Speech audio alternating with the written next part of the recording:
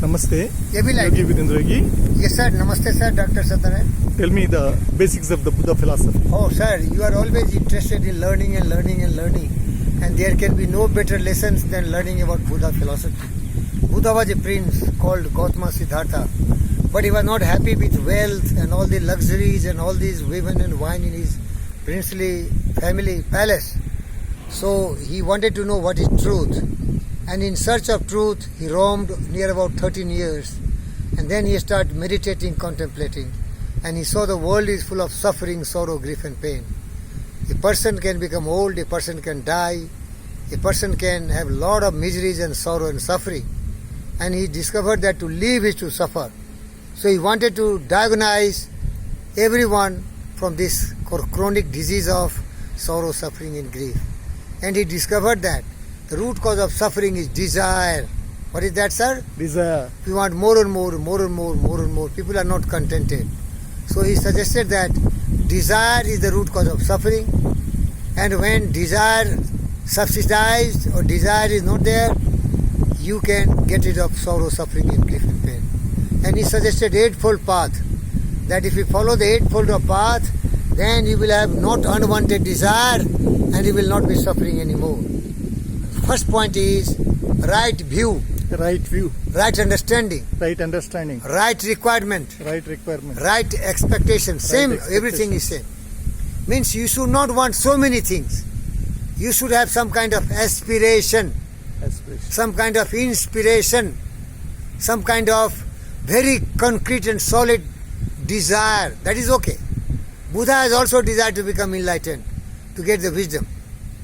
So once you know what is the desire, right view, that is called right view, then right speech. Then you speak only what is truth. Don't speak lies. And then according to your speech and thought, right view, you act. Act according to the truth. What is the view and what you are thinking.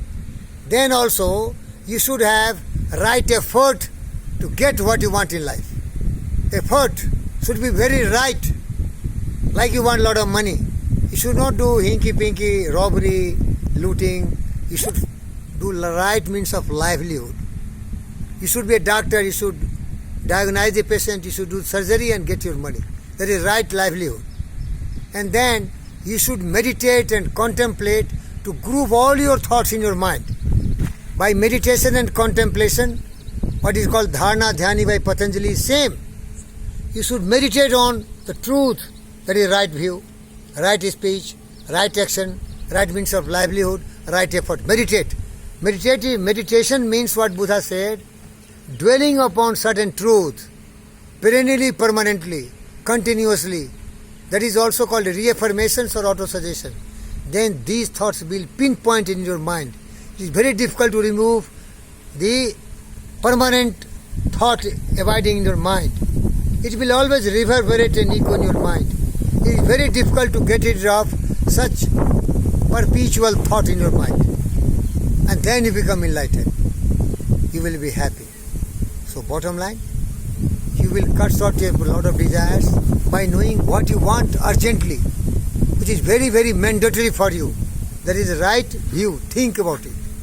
And then so on and so forth. That is nutshell of Buddha philosophy. Thank you. Thank you, Doctor.